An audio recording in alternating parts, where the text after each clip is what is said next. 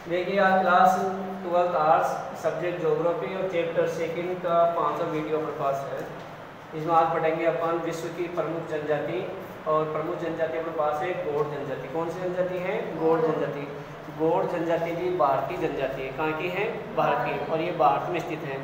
भारत की जनसंख्या के आधार पर देखें तो ये भारत की सबसे बड़ी जनजाति नंबर 1 पर आती है। और नंबर 2 पर कौन आती है? भील जनजाति। तो नंबर 2 पर भील जनजाति स्थान है, और नंबर 1 पर यानी सबसे पहले और सबसे बड़ी जनजाति समूह कौन सा है? गौड़ जनजाति समूह है। ठीक है। अब गौड़ जनजाति की उत्पत्ति कैसे हुई इसके बारे में अपन चर्चा कर लेते हैं। जैसे कल अपन ने पढ़ा था कि भील जनजाति की उत्पत्ति कैसे हुई थी, उसी प्रकार हम देखते हैं गौड़ जनजाति की उत्पत्ति खोंडा से हुई थी। किससे हुई थी? खोंडा। खोंडा का मतलब होता है पहाड़ी। क्या होता है मतलब इसका? पहाड़ी। यानी पहाड़ों पर रहने वाले लोगों को क्या बोला जाता है? गौड़ कहते हैं। क्या कहते हैं उनको? गौड़ कहते हैं। और गौड़ जनजाति की उत्पत्ति खोंडा से हुई है। और इस जाति के जो लोग हैं वो अपने आप को कोयटूर या कोदू कहते हैं। कोयटूर या कोल कहते हैं। क्या बोलते हैं? कोयटूर या कोल कहते हैं। तो गौड़ जनजाति का नाम कौन सा हो गया? कोयटूर या कोल। कोयटूर या कोल। उत्पत्ति किसी हुई? खोंडा से। और अर्थ क्या होता है? पहाड़ी। यानी पहाड़ों में जो लोग रहते हैं उन्हें कोयटूर या कोल कहते हैं। ठीक है। अब देखिए ये जो कोयटूर कोल है ये कुछ समय पहले जब जाति उत्पन्न हुई थी उस समय पहले इनके राज हुआ करते थे, खुद के साम्राज्य हुआ करते थे। यानी 16वीं शताब्दी के अंदर इन लोगों के 4 जगहों के ऊपर खुद का साम्राज्य था। क्या था? खुद का साम्राज्य। खुद के राज महाराजा महाराजा थे लोग। तो वो कहाँ का थे? गढ़ मांडरा के अंदर, देवगढ़, चांदा और खेड़ला, ये 4 स्थान ऐसे हैं जहाँ 16वीं शताब्दी के अंदर ये खुद राज करते थे। वहाँ पर खुद क्या करते थे? वहाँ पे राज्य करते थे। लेकिन 1940 के अंदर मराठों से इनका युद्ध हुआ। किनसे युद्ध हुआ? मराठों से। और मराठों के युद्ध में ये हार गए।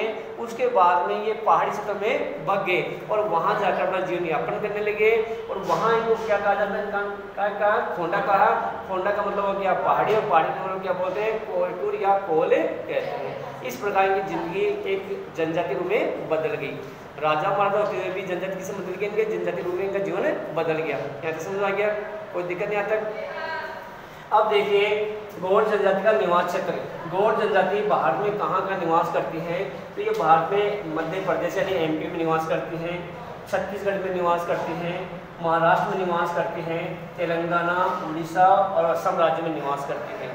ये अपने पास 1 2 3 4 5 6 ये 6 राज्य अपने पास हैं जहाँ पर गौड़ जनजाति के लोग निवास करते हैं। और गौड़ जनजाति जो लोग निवास करते हैं वो धरातल से 500 मीटर और 600 मीटर की ऊंची पहाड़ी पर रहते हैं।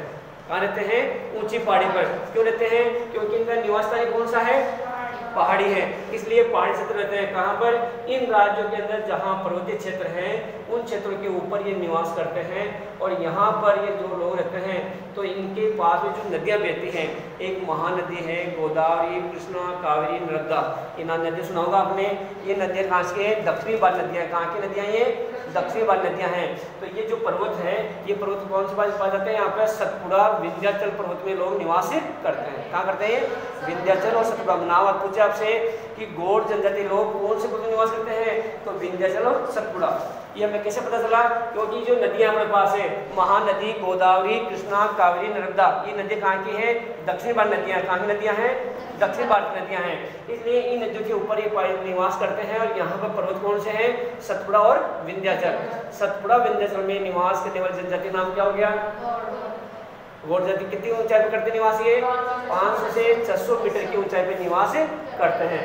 राज्य कौन कौन से हो गए? मध्य प्रदेश हो गया, छत्तीसगढ़ हो गया, महाराष्ट्र हो गया, तेलंगाना, उड़ीसा, असम। ये अभी मैं आपको मानचित्र बना के बता दूंगा कि कौन सा कहाँ पर है और ये पर्वतों में किस प्रकार निवास करते हैं। ठीक है। अपने क्षेत्रों के अपने पास नदियाँ कौन सी हो गई? गोदावरी, महानदी, नर्मदा, ताप्ती, कावेरी, कृष्णा। ठीक है। ये छोटी नदियाँ अपने पास हो गई। तो कभी कभी पूछ लेते हैं गौड़ जनजाति के निवास क्षेत्रों में प्रवाहित होने वाली कुछ 3 नदियों के नाम बताइए। तो आपको ये नदियाँ बतानी है। गंगा, यमुना, ब्रह्मपुत्र नहीं बताना है। गंगा, यमुना, ब्रह्मपुत्र तो हिमालय की नदियाँ। कहाँ की नदियाँ हैं? हिमालय की नदियाँ हैं। और ये लोग हिमालय में नहीं रहते हैं। ये कहाँ रहते हैं? सतपुड़ा और विंध्याचल पर्वत में रहते हैं। सतपुड़ा विंध्य में निकल नदियाँ 5 नदियाँ हैं, महानदी, गोदावरी, कृष्णा, नर्मदा और ताप्ती। इन नदियों के क्षेत्र में लोग निवास करते हैं। ठीक है, प्रश्न कैसे घूम रहा क्या है, जवाब ढंग से देना है, आपको समझना है कि कौन कौन क्षेत्र किस प्रकार से निवास करते हैं। अगला देखिए आर्थिक क्रिया। गौड़ जनजाति आर्थिक क्रिया क्या है, कौन कौन से कार्यकलाप करते हैं जिनसे ये अपना पेट भर सके। तो देखिए पहला काम तो कौन से करते हैं, पशुपालन का काम करते हैं। कौन से पशुओं के, जिनसे हमें दूध दही मिल जाता है, चमड़ा मिल जाता है, मांस मिल जाता है, ऐसे पशुओं को ये पालते हैं। या वह पशु पालते हैं जो खेती में काम आते हैं, ऐसे पशुओं का पालन करते हैं, तो पशुपालन का काम भी करते हैं। दूसरा है जुमिंग कृषि। जुमिंग कृषि कहते हैं किसे पता आपको, तो बताइए मुझे कि जुमिंग कृषि के 2 अन्य नाम बताइए जो अमेरिका और वियतनाम में बोलते हैं। अमेरिका और वियतनाम में बोलते हैं, 2 नाम बताइए मुझे। अमेरिका में क्या बोलते हैं, वियतनाम में क्या बोलते हैं, बताओ। कल पढ़ा था मैंने, इधर गजा पढ़ते नहीं हो, यहाँ पढ़ लिया, बहुत सही है। अमेरिका में क्या बोलते हैं,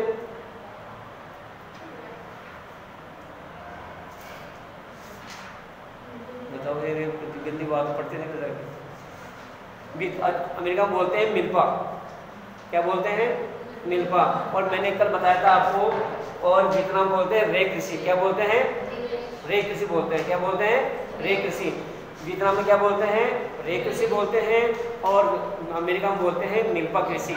जबकि इंडोनेशिया में बोलते हैं लडांग। क्या बोलते हैं, लडांग। और अपने पास बर्मा बोलते हैं तोम्यो। क्या बोलते हैं, तोम्यो। तो ये अलग अलग नाम आपको याद रखना है। जुमिंग बोलते हैं भारत के असम क्षेत्र में। कहाँ बोलते हैं, भारत के असम राज्य में कृषि को क्या बोलते हैं, जुमिंग कृषि कहते हैं। तो ये सब नाम आपको याद रखना है। इसे स्थानांतरण कृषि भी कहते हैं, इसे आदिम कृषि भी कहते हैं। आदिम कृषि के 2 प्रकार होते हैं, चावल प्रधान कृषि, गेहूं प्रधान, जो आगे पढ़ेंगे अपन। तो ये सब बातें आपको याद होना चाहिए। तो बताइए जुमिंग कृषि किसे कहते हैं, जुमिंग कृषि किसे कहते हैं। तो बेटा मैंने ये बताया था आपको, आदिवासी लोग जहाँ कहीं भी जाते हैं जंगलों को काटते हैं, जलाते हैं, राख को बिछाते हैं, 2-3 साल वहाँ पर खेती करते हैं। जब वहाँ की मिट्टी अनउपजाऊ हो जाती है तो ये लोग उस स्थान को छोड़ देते हैं, दूसरे स्थान पर जाकर इसी प्रकार की प्रक्रिया करते हैं और वहाँ खेती करते हैं। इस प्रकार की कृषि को जुमिंग कृषि के नाम से जाना जाता है। जुमिंग कृषि का नाम भारत के असम राज्य से लिया गया है, यह असम राज्य में कहा जाता है। राजस्थान में इसको स्थानांतरण कृषि के नाम से जाना जाता है, क्योंकि यहाँ पे जगह चेंज हो रही है। ठीक है, तो ये तो परिभाषा याद है, मैंने कल कहा था आपको, पूरे नाम लिखे थे मैंने यहाँ पे। इन सबकी एक ही परिभाषा है, आपको ये बारे बस बतानी है सबकी परिभाषा। ठीक है, तो परिभाषा आपको बिल्कुल रट ले या ध्यान से लिख ले। इसको एक बार मैंने लिखा भी दिया आपको कि जुमिंग कृषि किसे कहते हैं। सबकी परिभाषा में आपको ये परिभाषा लिखना है, नाम चेंज करना है उसका। जब अमेरिका पूछे तो मिल्पा लिखना है, इंडोनेशिया पूछे तो आपको लडांग लिखना है, बर्मा पूछे तो तोम्यो लिखना है, भारत में पूछे तो वालरा लिखनी, वालरा भी मध्य प्रदेश में बोलते हैं। तो कई प्रकार से नामों से जाना जाता है। अब देखिए जुमिंग हो गया, आखेट करना। ये का एक कार्य कौन सा है, आखेट करना भी होता है, यानी पशु का शिकार करते हैं। किसके लिए, मांस के लिए। किसके लिए करते हैं, मांस खाने के लिए पशु का शिकार कर लेते हैं और पशु का शिकार करके मांस की पूर्ति करते हैं। तीसरा है दीपा कृषि। दीपा कृषि कौन सी है, दीपा भी वही कृषि है, कौन सी, जुमिंग वाली है। तो दीपा कहाँ कहते हैं, समतल मैदानों में। समतल मैदानों में अगर कृषि करते हैं मध्य प्रदेश के अंदर तो उसे दीपा कृषि कहते हैं। क्या बोलते हैं उसको, दीपा कृषि कहते हैं। वही आदिवासी लोग करते हैं, जलाते हैं, राख को बिछाते हैं, खेती करते हैं, वही प्रक्रिया है, लेकिन समतल मैदान में की जाती है, इसलिए दीपा कृषि कहते हैं। नीचे लिखे दिखे पेंडा कृषि लिखी हुई है। अब पेंडा कृषि भी कहीं करते हैं, वही करते हैं, कहाँ पे, एमपी में करते हैं। लिखा ना मैंने, एमपी लिखा ना सामने, मध्य प्रदेश करते हैं। लेकिन ये क्या करते हैं, पहाड़ों को काटते हैं। पहाड़ों को क्या करते हैं, काटते हैं, उन्हें सीढ़ीनुमा बनाते हैं। कैसे बनाते हैं, सीढ़ीनुमा। सीढ़ीनुमा कैसे बनाते हैं, ये मान लीजिए ये पर्वत अपने पास, तो यहाँ इस प्रकार काटेंगे इसको। क्यों काटते हैं, क्योंकि यहाँ पर जब वर्षा होगी तो वर्षा का पानी जैसे इस पर आएगा तो पहले सीढ़ी पर आएगा, सीढ़ी पर पानी, पेड़ पौधे पानी पी लेंगे तो पानी का वेग क्या हो जाएगा, कमजोर हो जाएगा, तो पानी हल्के से नीचे आएगा। ऐसे पानी धीरे धीरे नीचे आएगा, सीढ़ी में उतरेगा और सीढ़ी उतरने के बाद पानी की रफ्तार कम हो जाएगी, तो वहाँ पे आसानी से खेती कर सकते हैं। अगर सीढ़ी नहीं होती तो पानी एक साथ नीचे आता और पेड़ों को तोड़ देता। इसलिए सीढ़ी आकृति बनाकर खेतों में पहाड़ों में खेती की जाती है उसे पेंडा कृषि कहते हैं। इस पर आप इम्पोर्टेंट लिख लेना क्योंकि पेंडा कृषि पूछ लेता है। पेंडा कृषि किसे कहते हैं? मध्य प्रदेश के बस्तर जिले के अंदर पहाड़ों को काटकर उन्हें सीढ़ीनुमा बनाकर वहाँ पर जब खेती करते हैं उस खेती को क्या बोलते हैं? पेंडा कृषि कहते हैं। ठीक है, तो इस प्रकार पेंडा कृषि समझ में आ गया अपने पास। इनमें कोई दिक्कत आएगी? पशुपालन में, जूमिंग कृषि में, आर्केड में, दीपा कृषि में और पेंडा कृषि में कोई दिक्कत?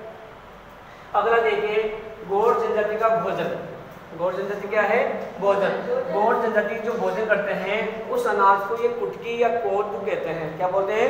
कुटकी या कोदू कहते हैं। क्या बोलते हैं इसको?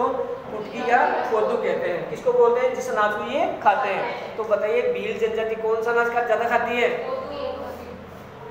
भील। हाँ, कौन खाती है? मक्का खाती है। तो ये क्या खाते हैं? कोदू या कुटकी। और कभी कभी उत्सव या फंक्शन के अंदर ये चावल का उपयोग भी कर लेते हैं। इसके साथ मांस का प्रयोग भी करते हैं और मांस के साथ ये महुआ की जो बनी थी शराब दारू से बोलते हैं उसका इस्तेमाल करते हैं। तो महुआ से पेड़ से बनी हुई शराब का इस्तेमाल भी ये करते हैं। कब करते हैं?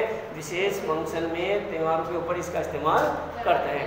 इस प्रकार ये अपने पास हो गया गौड़ों के भोजन किस प्रकार से होते हैं। तो आपको कुटकी और कोदू को याद रखना है।